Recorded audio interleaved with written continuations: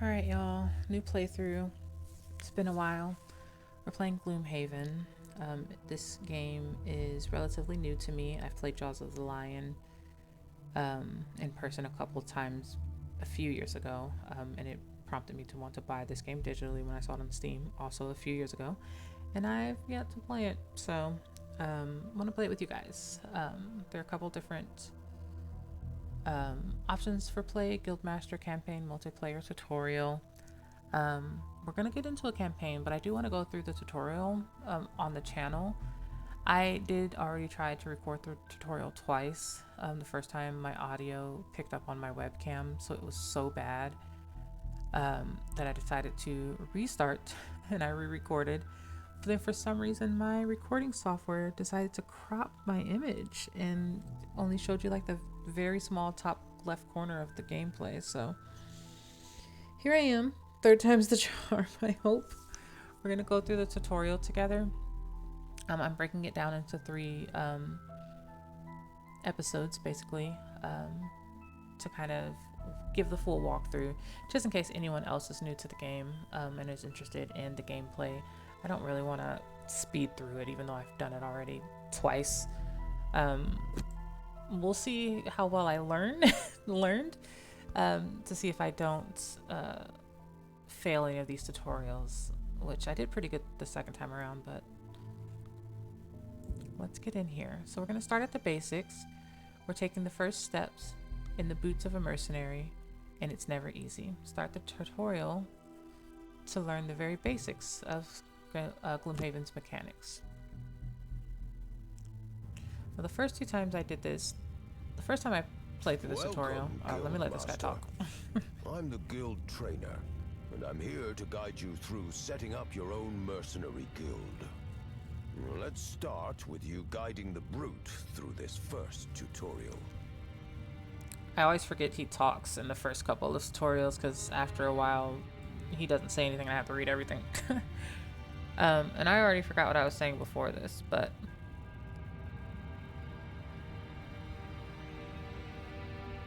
yeah, I already forgot what I was saying before this, so thanks, trainer, for interrupting me. Okay, so before we get to the action, you'll want to acquaint yourself with how to adjust your view of the battlefield. Let's go over the camera controls, which is what I was already doing. I get that. So, how do I get that to go away? Alright, we're going to use the WASD, QE, plus minus, rotate the camera using my mouse button, which is what I do. And then we can press continue. In Gloomhaven, you control a party of mercenaries, each equipped with a deck of ability cards. These cards are how your mercenaries will explore dungeons, fight enemies, and loot treasure. Well, they don't use the Oxford comma. At the beginning of each round, the first thing to do is to select 2 cards for each mercenary to use this turn.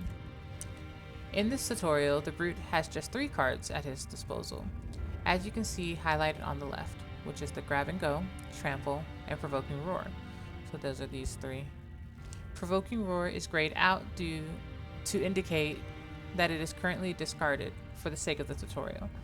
So for now, let's just select the 2 cards the brute has available. So we're going to select the Trample. See how the question next to the brute's portrait at the top of the screen has changed to a number. This shows his initiative. The number next to the first card you select determines the character's initiative for the round. The lower the number, the earlier in the round the character will act. Since there are no other characters visible right now, it will immediately be the brute's turn anyhow. Alright. Now it's the brute's turn. Time to choose some actions. Each half of a card represents an action, comprised of 1 or more abilities. You get to use 2 actions per turn, and you can pick any of the 4 card halves on the left to use as your first action. But note that you must then use the opposite side of the card for your second. So basically saying if I use the top here, I have to use the bottom here. If I use the bottom here, I have to use the top here. I can't do 2 tops or 2 bottoms. For example, here you can choose either the top half of Trample and the bottom half of Grab and Go, or the bottom half of Trample and the top half of Grab and Go, basically. There's nothing for the brute to do in this room, so you'll want to proceed through the door to see what lies beyond with a move ability. Grab and Go's bottom half lets the brute move 4 hexes, which is enough to get through the door. Let's use that. Okay. I think I remember what I was saying earlier was that the first time I recorded this was in the middle of the night. It was like 1 or 2 in the morning, and I did all the tutorials back to back. The second time I literally just did maybe 20 minutes ago. Again, did all the tutorials back to back. I don't know if I have the energy to do that this time. So we'll see. But I do want to try to get all of these out in 1 week so that I can start the campaign pretty soon. All right. So we're going to move, and then I only have space to move 3 to the door. It does let me use my remainder movement space after I open the door. So this room contains your first enemy, a bandit guard. Like player characters, monsters also select actions for their turn. Let's find out what the bandit is planning to do this round by hovering over its portrait. So the bandit shows up after I open the door here. We can see he has a move and an attack. While it's hovered, you can see the bandit's intentions this round. He plans to move and attack. Whereas player characters get 2 actions per turn, monsters only get 1, albeit often with multiple abilities within.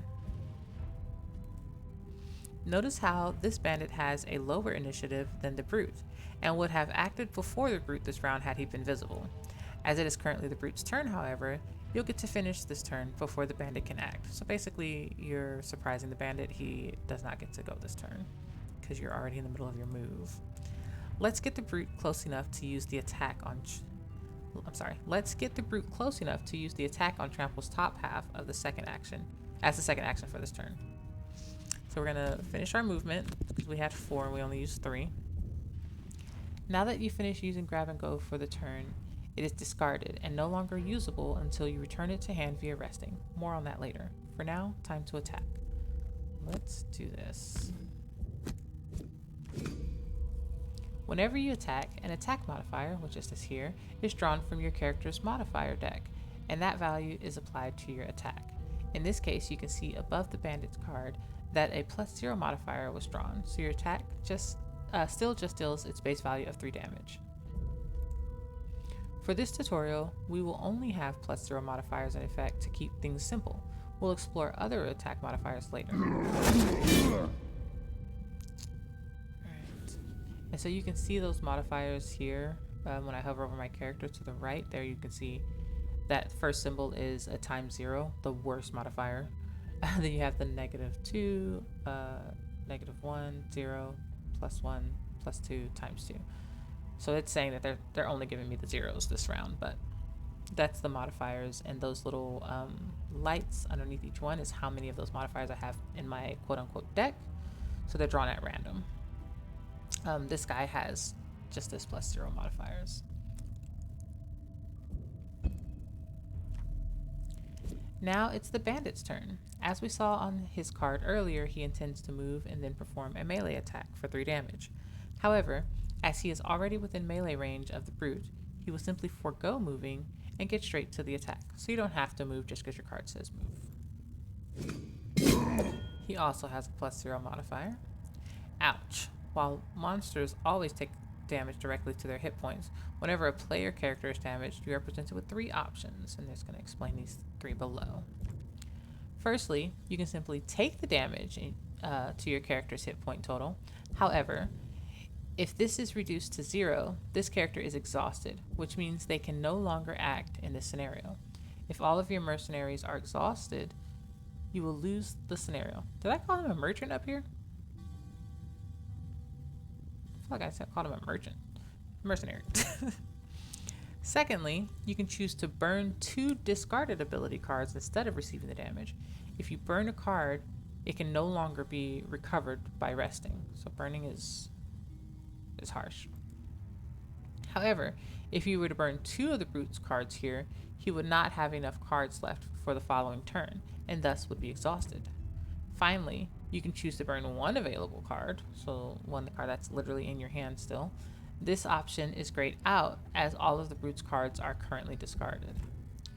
It is usually wise to take the damage over burning cards if possible, lest you run out of cards to finish the scenario with.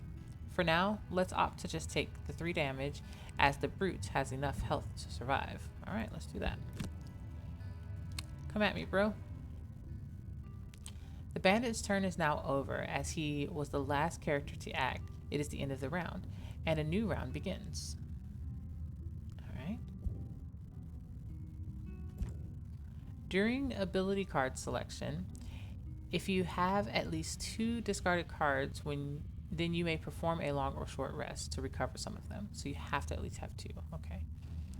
All the brute's ability cards are currently discarded. Long rest doesn't count as a card, and as such, he will have to rest to continue.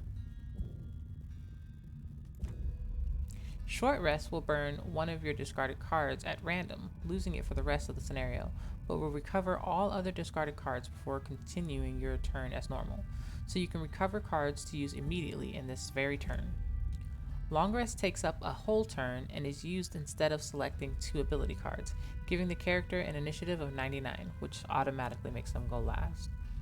However, you not only get to choose which card to burn instead of it being at random, but the character will perform a heal 2 action and refresh all item cards. So that comes in handy if you can avoid getting hit that turn.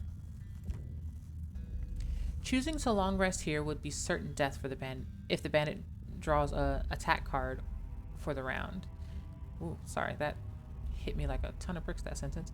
Choosing the long rest here would be certain death if the bandit draws an attack card for the round, as the brute has neither health nor cards to spare, so let's choose to short rest. Alright. Perform that short rest, so this is the random card here. Grab and Go has been randomly selected as the card to burn. Once per short rest, you can opt to redraw the random card to burn at the cost of 1 damage, but with the brute only on 1 health, this isn't an option. Alright, so we gotta get rid of it no matter what. You can see Grab and Go is now dark red to indicate it burned and no longer usable this current situation, so can't recover that. In exchange, Trample and Provoking Roar have been returned to hand and are available to use again.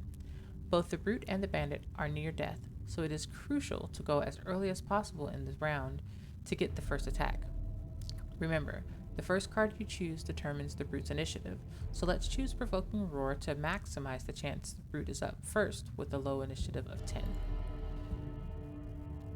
Alright. And they are in numerical order always, so the top card will always be the lowest, so far as what I've seen. Now that we are in the same room as the bandit, we can see that enemies draw their ability cards each round after the players. So you won't know what they'll be doing or what their initiatives will be until this point each round. It appears the bandit was planning to once again use move and attack, but because you chose to act quickly with an initiative of 10, he won't have those active until after the brute's turn due to a slower initiative of 50. So let's get him. Alright. Let's do this. Attack. 2. It wants me to do this one.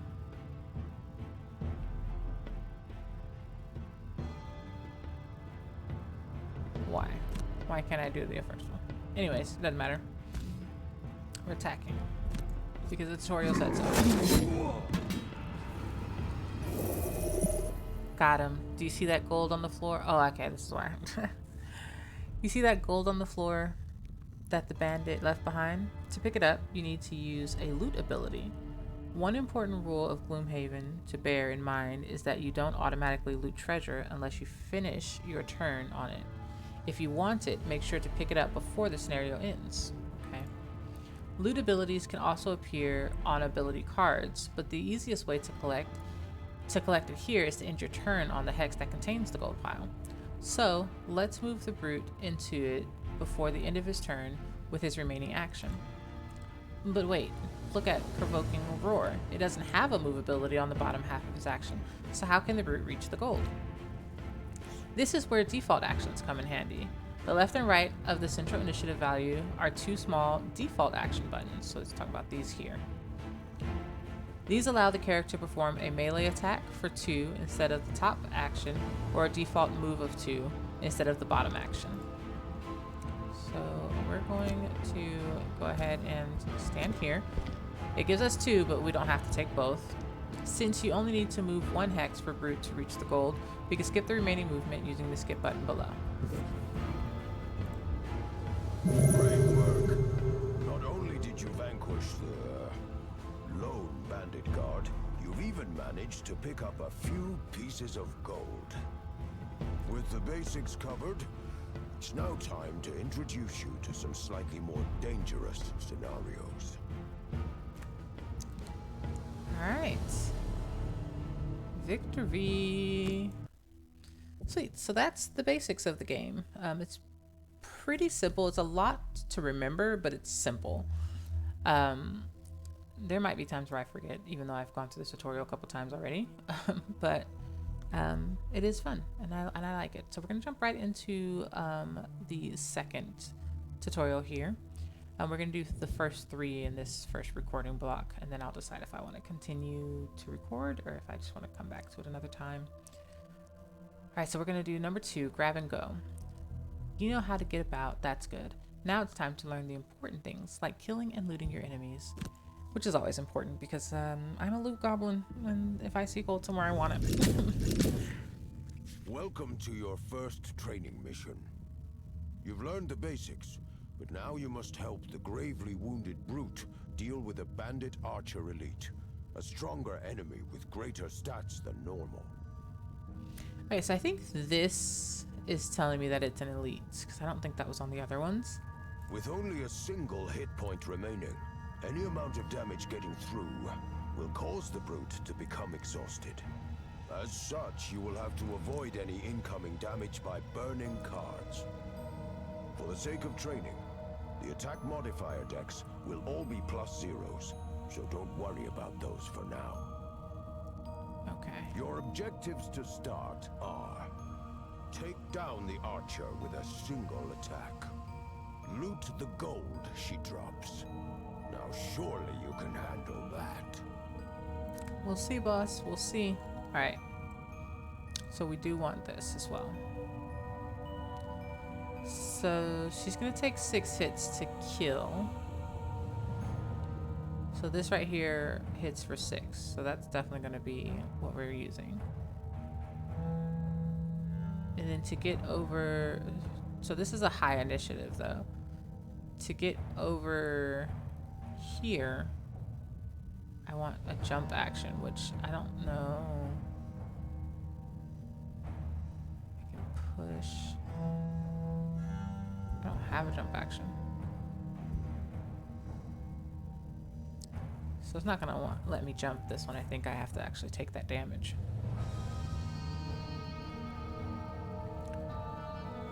Which means what?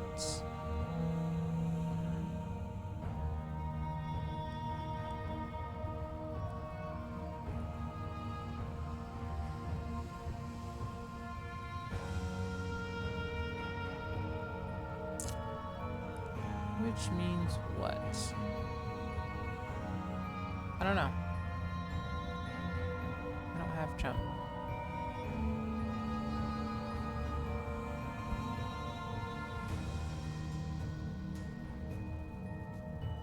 Alright, well. This is gonna be top, so the other one I need is bottom. So we're gonna shield ourselves, I think.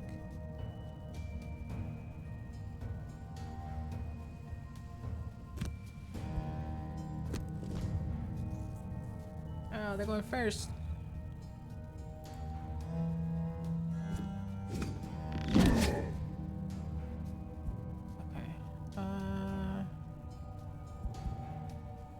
And I cannot take any damage, so we're gonna have to burn 2 cards.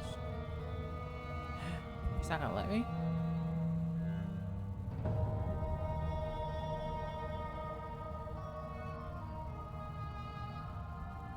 Alright, I gotta burn one of my available cards.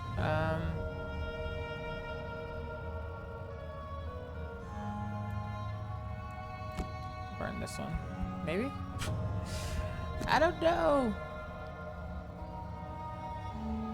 I did say I did this already, but...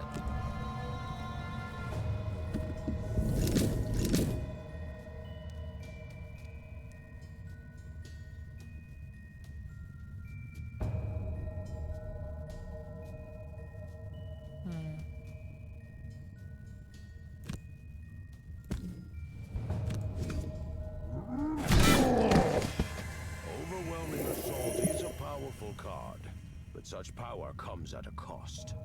Actions like overwhelming assault's top half, with the flaming card icon in the corner, cause the card to be burned once used, meaning you can't use it again in this scenario.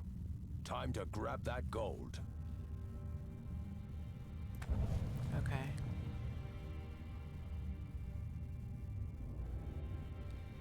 So I have to get here. You know what? I just realized I failed it already.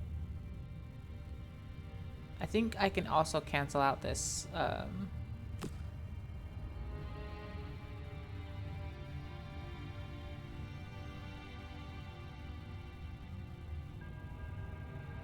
1, 2, 3.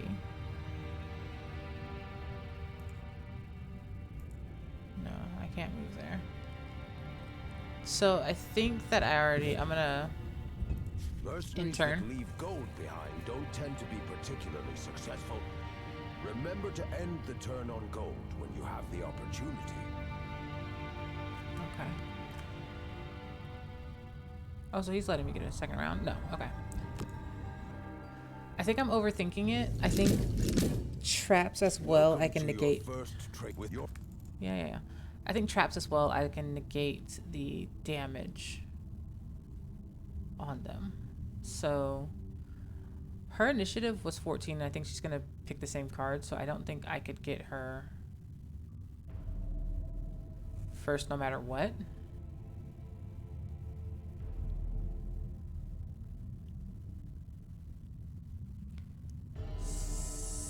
So I think the move 4 is what I'm gonna want to make sure that I have.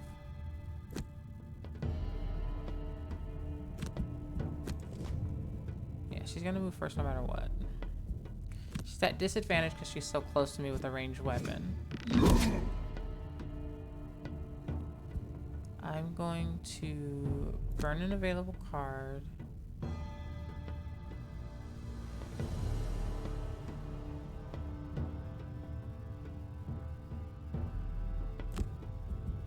Sure.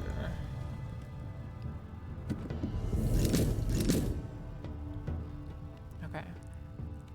Then I can attack her.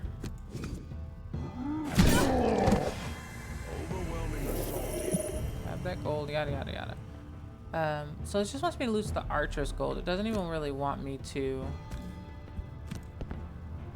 get this box, so let's just not be greedy. I don't have any jump abilities to get through that. With no enemies left and your objectives complete, the scenario normally would have ended already, leaving that chest behind. However, for the sake of training, I'm going to set you another objective. Loot the chest. I want to make it anyways. Before you rush headlong into that trap, you might want to heal up a bit first. I'd suggest taking a long rest, which will let you heal too, and recover enough discarded cards, allowing you to withstand the 2 damage from the trap and reach the chest. See, yeah, I literally just did this tutorial. Forgot that already. So let's long rest.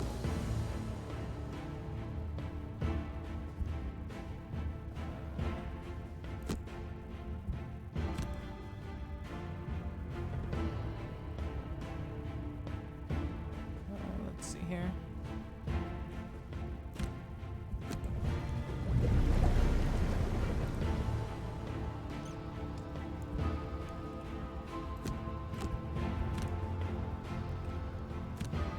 I literally already forgot this.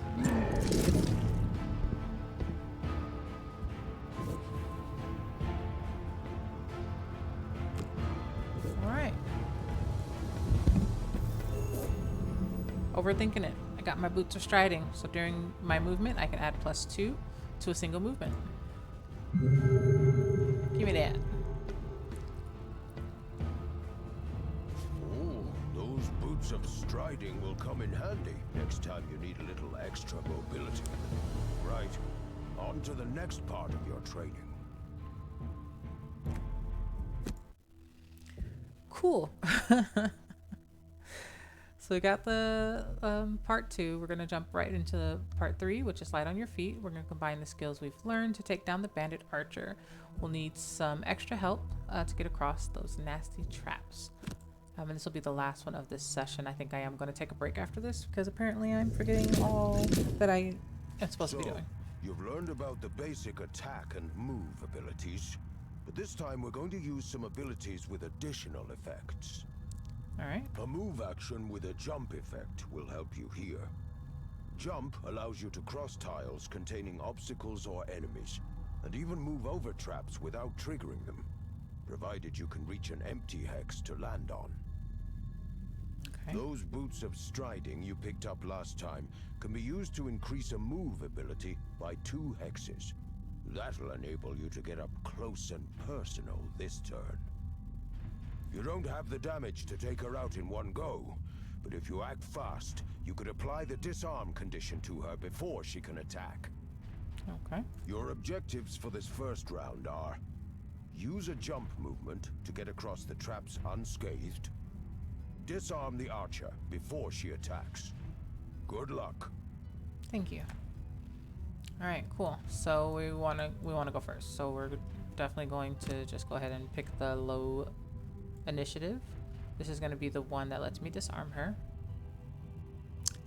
And then we're going to want to do the jump action at the bottom of this card here. All right, this archer is definitely not going first. We are going to move with these boots to here. And so these boots allow me to get past here. Otherwise, I would end right here. And then we clearly jump, not phase through to traps. We're not going to take our final movement. We're going to disarm this lady. Still +0 modifiers. And she's disarmed, so she cannot attack me. You did it. Not only did you get a decent hit in with provoking roar, but thanks to the disarm condition you applied, the archer couldn't attack for the turn. Yeah. She's low on health now, so you should be able to finish her off. Your objectives this turn are: kill the archer, jump over the traps, and loot the chest. I want you to achieve both this round. Sure. Let's short rest. Remember that short rest allows you to recover discarded cards to immediately use this very turn. Long resting, however, takes up the whole turn and is used instead of selecting 2 ability cards, giving the character initiative of 99. In other words, not going to help you this round. Yeah, I knew that. Sure. We are wanting to go first.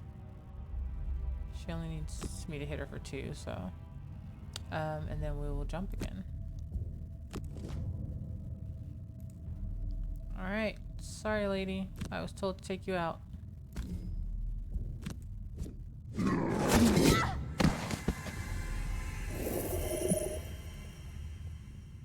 I don't know what you did to my boss, but he don't like you. Another clear jump, not phase through, and we've got our loot. Minor healing. During your turn, which is keyword my turn, perform a heal 3 self action. Yeah. A rest, stab, and a jump right onto the chest. Nicely done. That potion will surely be of use in the missions to come. Yeah. Sweet. All right.